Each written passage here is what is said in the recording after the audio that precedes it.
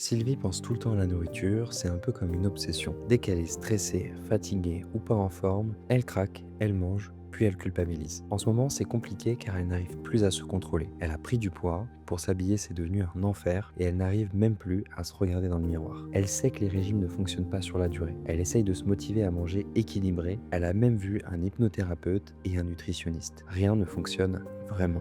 Si vous vivez la même chose que Sylvie, sachez que ce n'est pas de votre faute et dans les prochaines minutes, vous allez comprendre ce qui se cache vraiment derrière cette sensation de perte de contrôle avec la nourriture, ce mécanisme que personne ne vous a jamais expliqué. Je vais également vous donner un conseil facile à appliquer, un seul, que vous pourrez mettre en place dès ce soir pour débloquer votre perte de poids et améliorer votre relation à la nourriture. Pas un nouveau régime, pas une liste d'aliments interdits, parce que quand le poids semble complètement bloqué, le vrai problème, ce n'est pas le manque de motivation. Ce n'est pas non plus parce que vous êtes trop gourmande à cause de votre âge ou de votre métabolisme. C'est un réflexe émotionnel. Un automatisme que votre cerveau a appris avec le temps. Stress, nourriture. Fatigue, nourriture. Solitude, nourriture. Parfois même sans aucune émotion. Pendant quelques minutes, ça soulage. C'est exactement ce que Sabine vivait. Je voyais bien que quand j'étais en colère, ma première idée c'était d'aller dans le placard et prendre un petit biscuit. Donc je voyais bien que mes émotions avaient un lien, mais je trouvais pas forcément le moyen de les réguler. Ce réflexe, il a un nom. On l'appelle l'alimentation émotionnelle. Vous l'avez peut-être déjà entendu d'autres manières. Manger ses émotions, nourriture et confort, pulsion, ou simplement cette sensation de manger alors que vous n'avez même pas faim. Peu importe le mot, l'automatisme est le même. Le petit diable sur votre épaule qui vous dit « Allez, mange ce gâteau, tu l'as bien mérité ». Et le petit ange qui va vous dire « Non, résiste, pense à ton poids, tu peux te tenir ». Mais le petit diable, il gagne très souvent. Voilà et puis, effectivement, c'est clairement ça l'alimentation doudou. Donc j'avais une excuse, j'étais contente, je mangeais, j'étais triste, je mangeais, j'étais en colère, je mangeais, enfin voilà, c'était mon doudou et puis, c'est vrai qu'en tant qu'infirmière, quand les patients me ramenaient des petites sucreries de remerciements, je craquais tout le temps, j'arrivais pas à dire non, enfin, c'était le cercle sans fin. Puis de toute façon, dès que je commençais, je me disais: «Que tu pour que tu, je continue, quoi».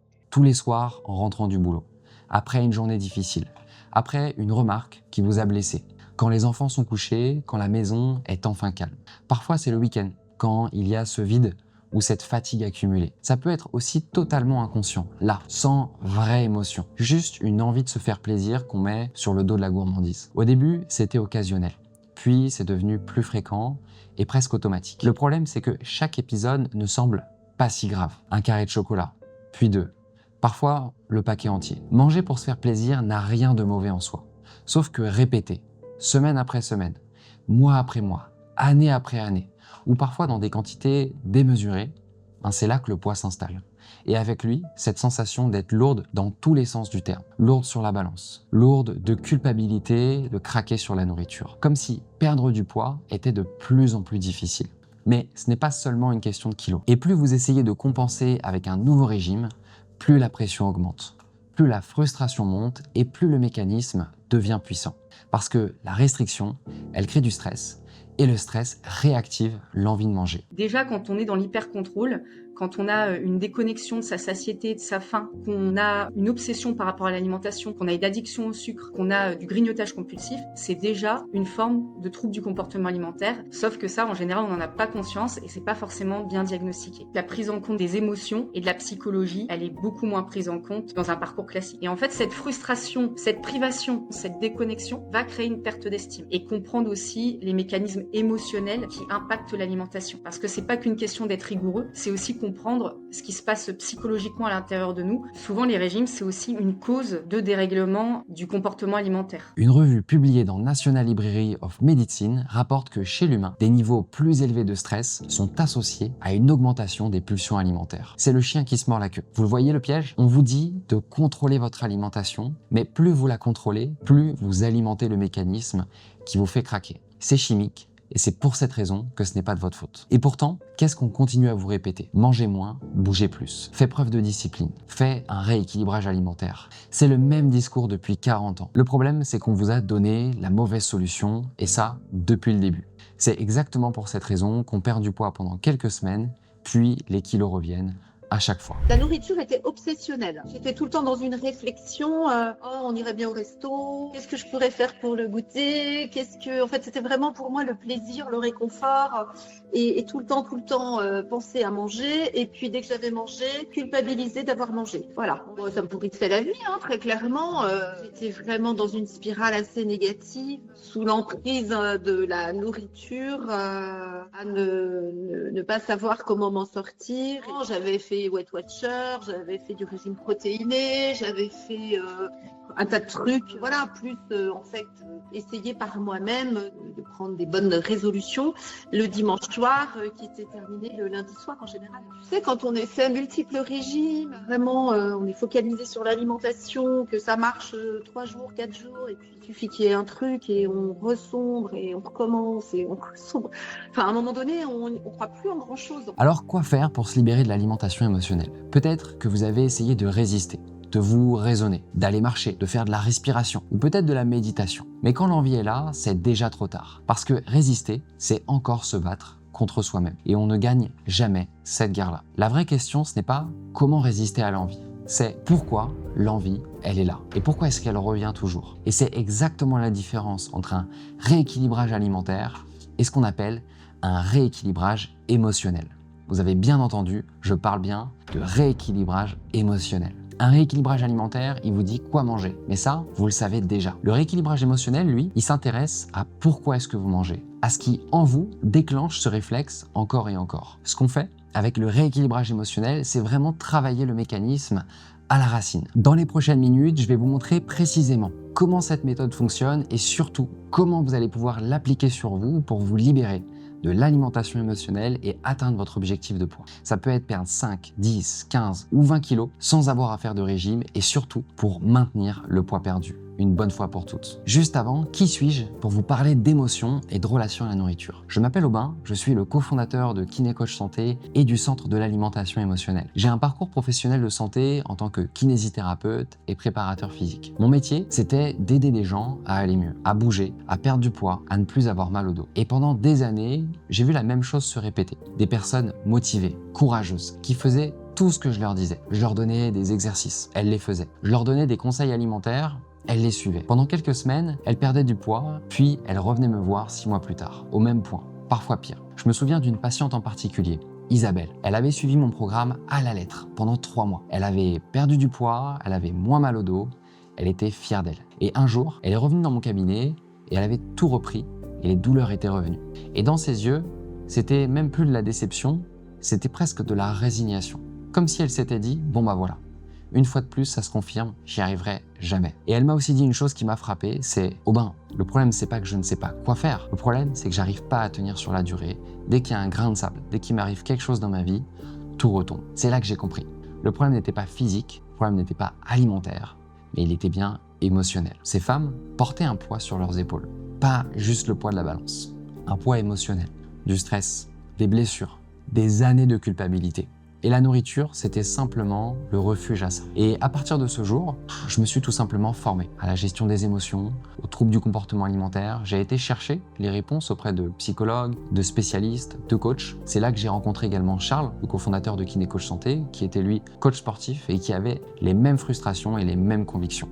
Ce qui bloque, ce n'est pas le manque de volonté et la gourmandise, c'est ce que personne ne leur a jamais appris à gérer, leurs émotions. Ensemble, on a créé le Centre de l'alimentation émotionnelle, un accompagnement qui s'attaque enfin à la vraie cause, les émotions. Aujourd'hui, des milliers de femmes sont passées par cette méthode. Des femmes qui avaient tout essayé et qui ont enfin compris pourquoi rien n'avait tenu avant. Elles ont perdu du poids, 5, 10, 15, 20 kilos ou plus, sans régime, sans privation et surtout sans jamais les reprendre. Pas parce qu'on leur a dit quoi manger ou quel sport faire, mais surtout parce qu'on les aidait à comprendre ce qui se passe au fond d'elles et à résoudre en profondeur l'alimentation émotionnelle. J'ai vraiment repris confiance en moi et de moi et de ma valeur. Je sais aujourd'hui que je suis capable de faire beaucoup de choses, ne serait-ce que physiquement. J'ai repris de l'énergie, j'ai vraiment appris à prendre du recul avec toutes les clés que vous nous avez apportées.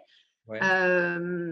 Et bien sûr, il n'y a pas de baguette magique. J'ai pas l'impression du tout d'avoir suivi un régime. Donc, quand j'ai commencé, j'étais à 78 et j'avais clairement 15 kilos à perdre pour me sentir mieux. J'ai déjà perdu 8 kilos, ce qui pour moi est énorme.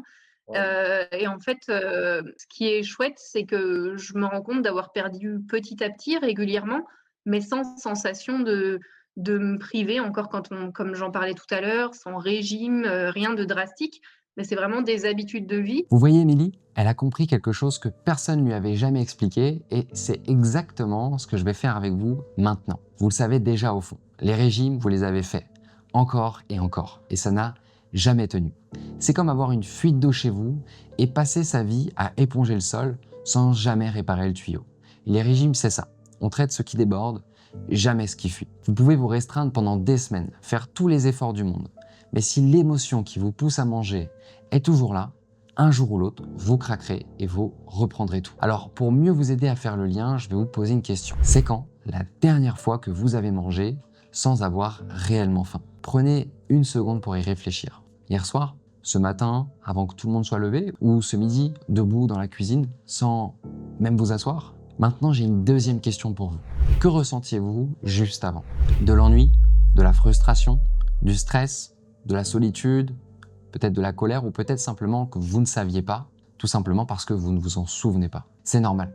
Personne ne vous a jamais appris à faire ce lien. Qu'est-ce que ça changerait pour vous d'aborder votre perte de poids en abordant ce sujet des émotions? Chez la plupart des femmes qu'on accompagne, voici ce qui se passe. D'abord, c'est de l'apaisement. Parce que cette guerre intérieure permanente, elle s'arrête. Ensuite, c'est une reprise de confiance en soi. Parce que vous arrêtez de vous sentir nul ou incapable. Et surtout, vous n'êtes plus sous l'emprise de la nourriture. Elle reprend sa juste place. Ce n'est plus une obsession ni un combat. C'est juste de la nourriture. Et c'est là que le poids descend. Je comprenais bien que j'avais un problème aussi relationnel avec la nourriture, parce qu'en fait, la nourriture est un refuge. Ça a toujours été ça. Donc, au fond de moi, je sais très bien que ça compensait aussi des blessures et ça compensait aussi un état d'esprit du moment, c'est-à-dire besoin d'être coucouné. Et la nourriture, je pouvais pas trop m'en passer finalement. Et finalement, je m'apercevais que ou je tenais pas sur la distance, ou de toute façon, je perdais pas de poids. Très difficile à se reconnaître dans la glace. Moi, je suis quelqu'un qui aime être coquette et en fait, t'arrives plus à t'habiller, passer un certain poids. Donc là, si tu veux, moi, je me reconnaissais plus dans la glace. J'ai quand même perdu 13 kilos et demi, presque 14. La stabilisation du poids chez moi,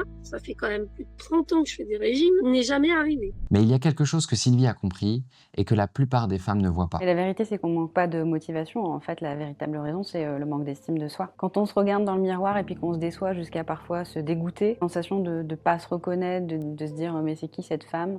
C'est pas moi ça. Si à chaque fois qu'on voit son reflet, on se dit je suis moche, je suis grosse, je me dégoûte, alors qu'avoir une motivation stable, en fait, c'est pas possible. Parce que la motivation, la vraie motivation, elle vient jamais du désamour de soi, elle vient de l'estime de soi. Quand j'ai pas d'estime de moi, je me dis je dois perdre du poids et du coup je fais tout parfaitement pendant plusieurs jours et au moindre grain de sable, en fait il y a tout qui s'effondre et je craque complètement quoi. Je me dis foutu pour foutu, du coup je mange encore plus, je culpabilise, mon estime de moi baisse encore et du coup je reprends du poids et c'est le mode tout ou rien. Lundi salade, blanc de poulet, motivation à bloc. Mercredi je m'engueule avec mon conjoint ou j'ai une situation qui me stresse au travail, du coup je vais m'acheter un paquet de gâteaux pour décompresser le soir. Jeudi, foutu pour foutu, je recommencerai lundi. Sauf que du coup, ce mode tout ou rien, c'est pas un problème de volonté. C'est une réaction automatique du cerveau et ça dépend absolument pas de la volonté. Quelqu'un qu'on n'aime pas, qu'on méprise, qu'on trouve nul, on lui fait pas du tout confiance en fait. Du coup, quand on se trouve moche, qu'on se trouve grosse, qu'on se trouve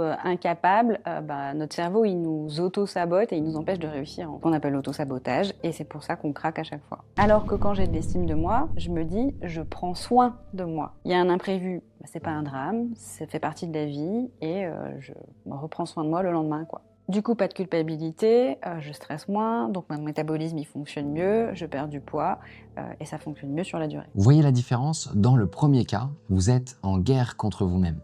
Dans le deuxième, vous prenez soin de vous, naturellement. Et souvent, on prend le problème à l'envers. On se dit, quand j'aurai perdu du poids, je m'aimerai. Sauf que ça marche pas comme ça. C'est l'inverse. C'est quand vous commencez à changer le regard que vous avez sur vous que le poids descend.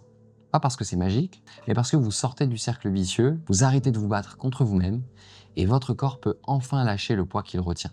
Le poids des émotions. Imaginez, un dimanche matin, vous ouvrez les yeux et votre première pensée, ce n'est pas la nourriture. Vous prenez votre café, les enfants débarquent, vous préparez le petit-déj, pas de calcul. Pas de négociation intérieure, juste un petit déjeuner. L'après-midi, votre belle-sœur vous propose un resto et vous dites oui, sans stresser sur la carte, sans vous dire « je prendrai une salade pour compenser ». Vous commandez ce qui vous fait envie, vous passez un bon moment et en rentrant, vous n'y pensez même plus. Le soir, les enfants sont couchés, la maison est calme, vous êtes sur le canapé et le placard à gâteaux, vous n'y pensez pas. Ce n'est plus un sujet, c'est juste un placard. Ça, c'est ce que décrivent les femmes qu'on accompagne. Pas au bout de 2 ans, simplement au bout de quelques semaines. Et c'est pour ça que le poids descend aussi facilement. Mais pour en arriver là, elles ont dû comprendre quelque chose sur elles-mêmes. Le vrai problème, c'est de croire qu'il y a un problème. Alors, qu'est-ce que je veux dire? Le problème, il est abordé à partir la situation plutôt est abordée à partir de l'état de conscience que manger est un problème. Et en fait, tant que je considère que c'est un problème, donc je reste dans cet état de conscience-là, je vais pas pouvoir le régler. Ça sera toujours mon problème, et puis après on s'identifie au problème. Enfin bon, il y a plein de choses, mais en fait, il faut bien comprendre, pour moi, l'une des clés, elle est là, c'est qu'en fait, manger n'est pas le problème, c'est la solution inconsciente à un problème plus profond. Ça peut être la femme qui, le soir, rentre chez elle, après une journée de travail qui était fatigante, qui était dure, un travail qui lui plaît pas, son patron qui lui casse les pieds pour rester poli. Bref, une journée où vraiment elle en peut plus. Et donc du coup, elle va compenser. Et comment elle va nourrir autrement? Elle va manger. Mais le problème, c'est pas qu'elle mange. En fait, le fait de manger, c'est pour compenser un mal-être profond. Le fait de manger, ça lui apporte un bien-être à court terme. Ça lui apporte du plaisir, du réconfort, de l'apaisement. À chaque fois, chaque personne, j'en ai accompagné des centaines sur ces sujets-là, plusieurs centaines. À chaque fois, c'est la même chose. Le fait de manger, ça permet d'apaiser quelque chose. C'est très court, parce qu'après il y a la culpabilité qui arrive, il y a la honte, il y a beaucoup de mal-être qui arrive, mais dans l'instant où la personne mange, ça lui apporte quelque chose qui lui fait du bien. Et en fait, tant que je considère que c'est un problème, que c'est mal, dès que je juge que c'est mal, je peux pas comprendre quel est le besoin inconscient qui est nourri. En fait, pourquoi je mange? Ça me fait du bien. Mais en fait, pourquoi j'ai besoin de me faire du bien? Parce que je vais pas bien, parce que je vais mal. Et si j'apprends à aller mieux, que ce soit dans mon couple, que ce soit dans mon travail, que ce soit dans mon rapport à mon corps, quelle que soit ma thématique, mes sujets, je vais moins avoir besoin de compenser et d'aller mieux d'une façon inconsciente qui en fait n'est pas juste pour moi, n'est pas écologique, n'est pas saine pour moi. Et puis encore, il peut y encore avoir d'autres choses. Prendre du poids, c'est une défense, je deviens moins attirant parce qu'il s'est passé d'autres choses. Il peut y avoir plein de bénéfices, en fait, plein de choses que ça m'apporte de manger ou de prendre du poids. Dès que je me comprends, je peux m'amener de la compassion, de l'amour en fait. Ok, je fais ça parce qu'en fait j'ai besoin de ça. Ok, et là je fais un pas vers moi en fait. Je suis plus en train de me juger. Dès que je me juge, je me dis que c'est mal, je me sépare. Je suis en train de réunir là. Et je suis en train de revenir à moi. Et là, ça ouvre des portes en fait. Ça ouvre la suite en fait. Imaginons que dans mon enfance, je grandisse avec... on me transmet des pensées, des croyances, et même un système de vie autour de tu dois aider les autres, tu dois t'occuper des autres, tu dois faire passer les autres d'abord, parce que peut-être que ma mère est comme ça, on m'a appris de vivre comme ça, c'est le plus important, que je dois pas... faut pas être égoïste, tu vois, il faut vraiment s'occuper des autres, c'est le plus important, c'est comme ça que t'es une bonne personne. Et j'étais aimé, je recevais de l'amour, de l'affection, de l'attention quand je m'occupais des autres. Et là, inconsciemment, qu'est-ce que ça crée quand je suis enfant? C'est ok, je reçois l'amour de mes parents, peut-être de mes frères, de mes sœurs, des personnes les plus importantes, quand je suis en train d'aider les autres, quand je suis en train de faire des choses pour les autres. Et ça, on l'enregistre en fait. On l'enregistre, ça devient une pensée, une croyance, ça devient mon identité. Et après, je grandis avec ça, où moi je suis quelqu'un de pas égoïste, moi je suis très altruiste, j'aide les autres. Ok. Sauf que qu'est-ce qui va se passer souvent dans ce genre de construction? C'est qu'à force de toujours aider les autres, en fait, moi je m'aide plus en fait. À force de répondre, de nourrir les besoins des autres, je nourris plus mes besoins. Et même, ça va plus loin. C'est qu'en fait, j'oublie mes besoins, j'en ai même plus conscience. Et après, je développe une carte du monde où pour moi, tout le monde devrait fonctionner comme ça. Je fonctionne comme ça, donc en fait, le monde doit fonctionner comme ça. Parce que être égoïste, c'est mal, être altruiste, c'est bien. Et donc, comme mes besoins ne sont pas nourris, au bout d'un moment, ça va me créer des manques, ça va me créer des souffrances. Et je vais commencer à reprocher aux autres de pas nourrir mes besoins, parce que moi je nourris les leurs. Et donc on rentre dans ce cercle de, souvent dans les couples par exemple, tu vois, ça compte les points, ça joue au ping-pong, oui mais moi j'ai fait ça pour toi, toi t'as pas fait ça pour moi. Parce qu'on se dit, oui mais c'est normal, moi je suis quelqu'un d'altruiste, toi tu dois faire ça pour moi. Et donc ça se crée durant l'enfance. Et qu'est-ce qui va se passer par la suite? C'est quoi le lien? On pourrait me dire, mais c'est quoi le lien avec l'alimentation? C'est que très souvent, quand je me nourris pas, je nourris pas mes besoins, j'utilise le terme nourrir exprès, je vais trouver un autre moyen pour me nourrir en fait. Et je vais revenir vraiment à la première définition de se nourrir, où je vais manger. C'est exactement ce qu'a compris Juliette. Juliette, elle est médecin. Elle passe ses journées à prendre soin des autres, à les écouter, à les soigner. Et un jour, elle s'est mise en priorité et voici ce qu'elle a découvert. Je m'attendais pas à ce que le fait de me mettre en premier dans ma vie ait autant d'impact positif, même sur les autres. Enfin, je me sens pas du tout coupable par rapport à ma famille. Je suis contente d'être devenue moi-même, en fait. Tout simplement, c'est le plus important. Donc, en fondant, comme déjà je me trouve tellement plus belle et tout le monde de mes amis me disent « Oh là là, trop belle, ça te va mieux ». Enfin, voilà, je sens que déjà là, je m'aime comme je suis en ayant perdu la moitié des kilos que je voulais. Ça m'a remis au centre de l'action. Tu vois, j'ai compris qu'en fait, c'était moi le point de départ qui allait pouvoir faire changer les choses et arrêter de chercher la solution ailleurs, en fait. Le problème alimentaire, ça avait pris tellement de place que c'était le sujet principal de ma vie. Si vous êtes encore là, c'est que vous avez compris quelque chose d'essentiel. Ce que vous vivez avec la nourriture, ce n'est pas un problème de volonté, c'est un problème émotionnel, un problème d'estime de soi et de déconnexion avec vous-même. Et ce genre de problème, on ne le résout pas seul. D'ailleurs, peut-être que vous avez déjà essayé de vous faire aider. Un psy, de l'hypnose, peut-être de la sophrologie. Au début, beaucoup d'espoir, parfois des prises de conscience, des choses qui font du bien sur le moment. Et puis vous rentrez chez vous, le quotidien reprend, et puis avec le temps, l'obsession pour la nourriture aussi. Pourquoi ? Parce que ces méthodes, elles sont pas mauvaises, mais elles ont un angle mort. Beaucoup se focalisent sur le passé. On vous fait parler de votre enfance, de vos blessures. C'est important. Mais comprendre d'où vient le problème, ce n'est pas la même chose que le résoudre. Beaucoup vous laissent passive. On vous écoute, on vous hypnotise, vous recevez un traitement, mais entre les séances, rien. Pas d'outils concrets. Vous attendez la prochaine séance en espérant que ça finisse par marcher. Sauf que vous ne pouvez pas être spectatrice de votre propre transformation. Vous devez en être actrice. Et retenez bien ça. Et surtout, aucune de ces approches ne fait le lien direct entre ce que vous ressentez, ce que vous mangez et votre estime de vous.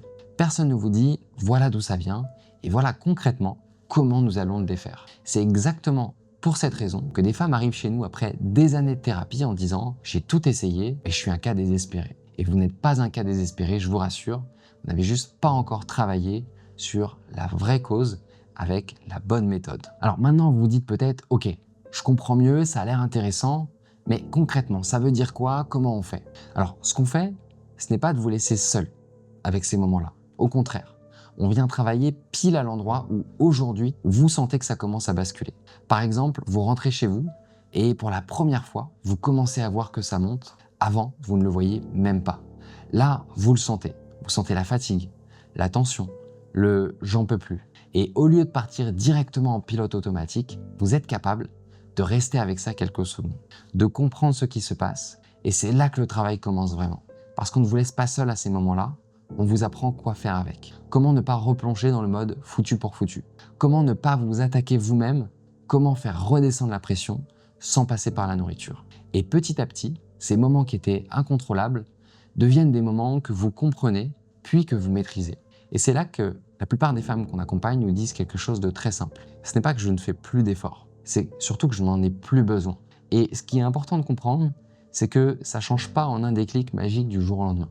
Mais dès les premières semaines, vous commencez à voir ces moments différemment. Là où avant tout allait trop vite, vous commencez à capter ce qui se passe. Là où vous étiez en mode pilote automatique, vous commencez à reprendre la main. Et petit à petit, ces moments qui étaient incontrôlables deviennent de plus en plus faciles à gérer. Jusqu'au moment où la nourriture n'est simplement plus un sujet. Ce dont vous avez besoin, c'est un accompagnement qui fait enfin le lien entre ce que vous ressentez et ce que vous mangez. C'est exactement ce que nous avons créé avec le Centre de l'alimentation émotionnelle. Un accompagnement humain avec une coach dédiée qui avance avec vous, avec des vrais visios, des vrais coachings.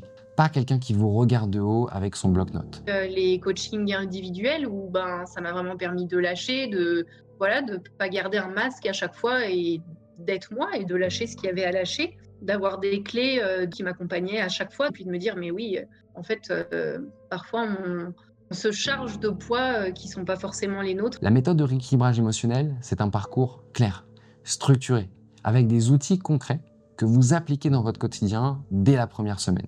Et également une communauté de femmes qui vivent exactement la même chose que vous et qui s'entourent de professionnels là pour les aider. Je suis médecin quand même, c'est ça le pire, c'est ça qui est drôle, quoi. C'est que ça atteint le cerveau de tout le monde. Donc la diététicienne, je l'ai fait. La salle de sport, je l'ai fait. Les régimes très hypocaloriques, je les ai faits. La diététicienne, elle me faisait bouffer 10 amandes par jour et un carré de chocolat noir pour me faire plaisir. C'est pas marrant, ça me déprimait, quoi. C'est une belle étape dans ma vie. Mais vraiment, je regrette pas ce parcours. 4 mois plus tard, j'en parle même à mes patients. Je mangeais pour tout le temps, n'importe quoi, parce que j'avais juste besoin de me remplir. Et j'étais vraiment psychologiquement fatiguée, usée, avec zéro confiance en moi. J'étais quand même un peu une addict au sucre, au chocolat, etc. J'ai perdu 8 kilos. Je suis pleine d'énergie.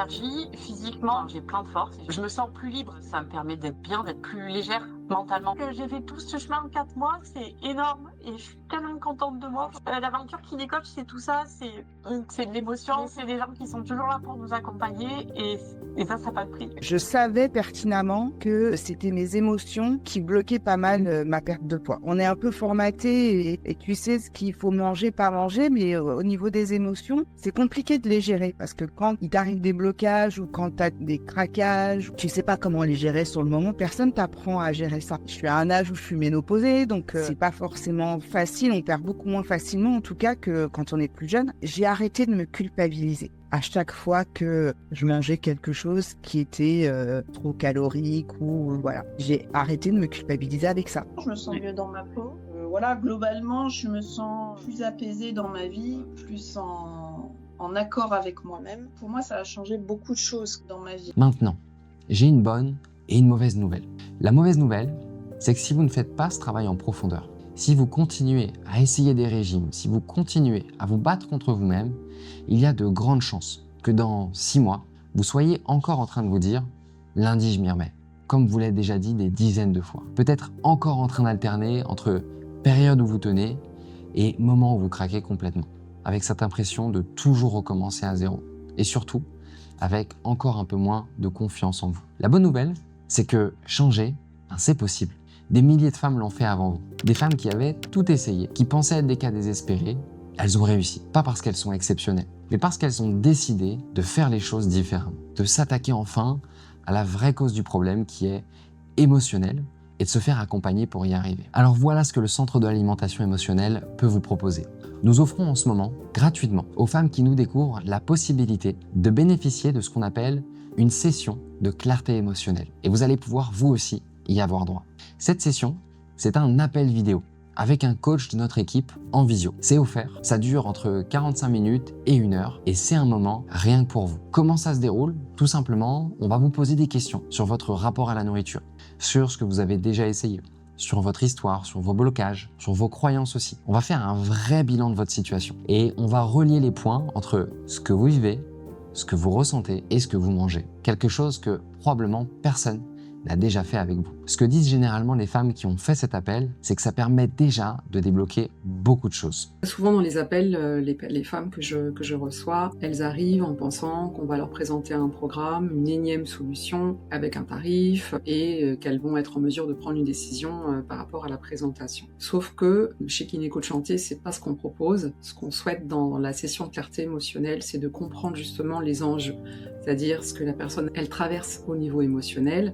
Et très souvent, elles ont eu l'habitude, même lorsqu'elles ont déjà abordé des travails psychothérapeutiques, de rester en surface et de ne pas aller dans la profondeur du sujet, donc de ne pas vraiment aborder le sujet des émotions. Donc ce qui va être important pour nous dans cette session de clarté émotionnelle, c'est vraiment de comprendre les attentes, les besoins, ce qui leur a manqué. Et ce rendez-vous sert justement à cette prise de conscience, de comprendre justement pourquoi aujourd'hui elles ont ces compulsions alimentaires, qu'est-ce qui font que c'est incontrôlable, et ça c'est souvent le sujet dans les rendez-vous, je ne comprends pas pourquoi je n'arrive pas à contrôler là cette manifestation qui m'amène à la compulsion, donc ça amène beaucoup de culpabilité sur le fait qu'elles ne sont pas capables, et en fait elles rentrent dans un cercle vicieux, elles se racontent l'histoire que du coup ça va être aussi la même chose. Si je ne suis pas déjà capable, moi, de pouvoir arrêter ce phénomène-là, est-ce que je vais être capable de pouvoir apprendre à gérer mon état émotionnel? Et ça parle de sécurité intérieure, de manque de confiance. Et donc, mon rôle dans ces séances-là, c'est de vraiment leur faire prendre conscience que... Alors, il en va évidemment de leur responsabilité de pouvoir aller vers cette transformation, mais cette responsabilité, elle a besoin aussi d'être déculpabilisée au début par rapport aux stratégies qu'elles ont mis en place très souvent dans l'enfance. Dans cet appel en visio, on ne vous juge pas, on vous écoute vraiment. Et souvent, c'est la première fois qu'on fait le lien entre ce que vous ressentez et ce que vous mangez. À la fin, on vous dit honnêtement si on peut vous aider ou pas. Vous pouvez dès à présent cliquer sous cette vidéo pour réserver votre session de clarté émotionnelle qui est un bilan offert. Vous allez arriver sur un petit formulaire sur lequel on va vous poser quelques questions pour pouvoir préparer le rendez-vous et vous aider au mieux. Vous arriverez sur un agenda pour sélectionner le créneau qui vous convient avec un coach de l'équipe. Ces sessions bilan, elles sont gratuites pour le moment et les créneaux sont limités parce que nous sommes une équipe à taille humaine. Donc je vous invite vraiment à le faire dès maintenant si ce que vous avez entendu dans cette vidéo vous a parlé et que vous avez vraiment envie de vous réconcilier avec la nourriture et perdre du poids sur la durée. Parfois, il suffit qu'une personne extérieure vous pose les bonnes questions pour que tout s'éclaire. Et c'est exactement en passant par ce rendez-vous que Sylvie, Elodie ou Isabelle ont perdu 8, 13 et 20 kilos sans jamais les reprendre. Car oui, on a parlé d'émotions dans cette vidéo, mais je sais que ce que vous voulez au fond, c'est perdre du poids. C'est vous sentir mieux dans votre corps, être en bonne santé et enfin dire adieu à ce problème qui vous bouffe tant d'énergie au quotidien. C'est exactement le genre de résultat que vous atteindrez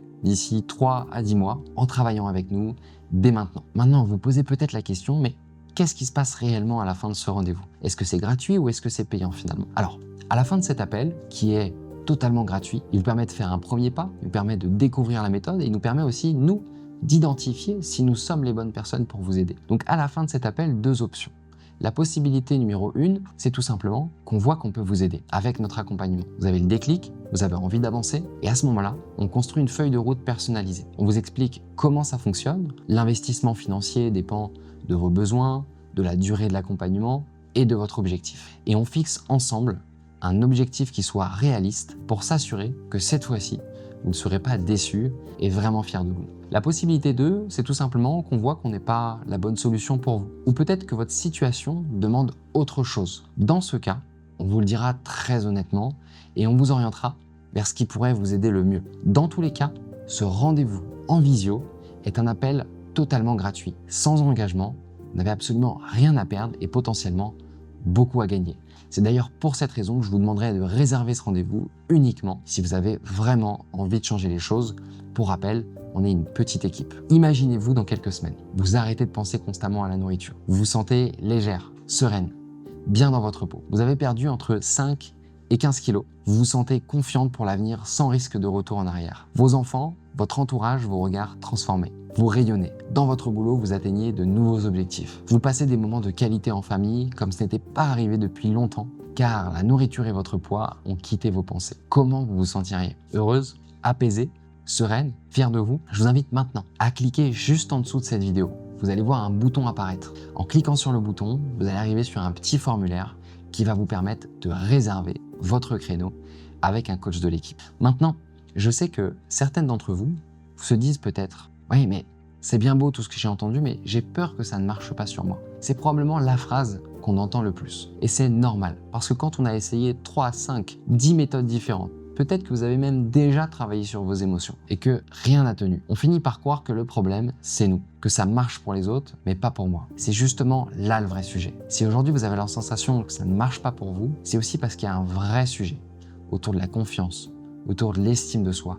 Et c'est ici qu'il va falloir travailler. Donc, la vraie question, c'est pas est-ce que ça va marcher pour vous, mais c'est est-ce que vous avez déjà travaillé sur la vraie cause du problème, avec un vrai processus, un vrai accompagnement qui vous prend par la main jusqu'à atteindre votre objectif. Si la réponse est non, ou vous n'êtes pas vraiment sûr, alors il existe encore une option et je vous invite à cliquer sur le bouton qui se trouve ci-dessous pour réserver votre rendez-vous. Peut-être que vous dites aussi, j'ai pas le temps aujourd'hui pour un accompagnement. Et je comprends, parce que votre agenda, il est déjà plein à craquer. Les enfants, le travail, la maison, le conjoint. Mais combien de temps est-ce que vous passez chaque jour à penser à la nourriture, à résister, à culpabiliser, à ruminer après avoir craqué? Cette bataille intérieure, elle vous prend déjà des heures tous les jours. Et ce qu'on vous propose au centre de l'alimentation émotionnelle, c'est pas d'ajouter une charge mentale à votre vie, c'est de libérer toute cette énergie. Et pour la libérer ça commence déjà par prendre un temps pour vous. Et ce temps pour vous, vous avez l'opportunité aujourd'hui de le faire gratuitement en cliquant sur le bouton qui se trouve juste en dessous. Donc faites-le maintenant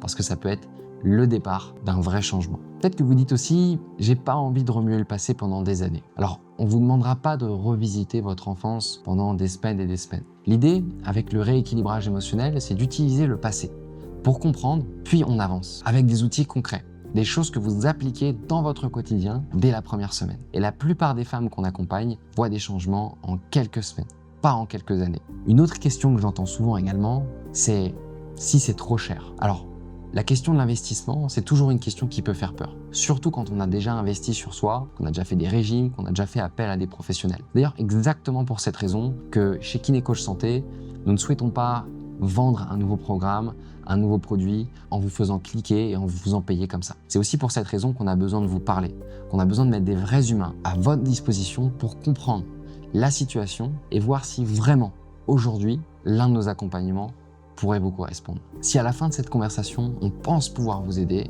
alors bien sûr qu'on vous expliquera l'accompagnement, l'investissement qui dépend de votre situation, de vos objectifs. Et si c'est pas le bon moment, c'est tout simplement pas le bon moment. Si ce que vous avez entendu dans cette vidéo vous a parlé, si vous êtes reconnu, si aujourd'hui dès que vous êtes fatigué, stressé, vous vous tournez vers la nourriture et vous en avez marre de vivre ça, alors cet appel en visio est fait pour vous. Le lien est juste en dessous. Je vous laisse cliquer ici, répondre au petit formulaire, choisir votre créneau et c'est exactement par là que sont passées des centaines de femmes qui ont décidé un jour de faire les choses différemment.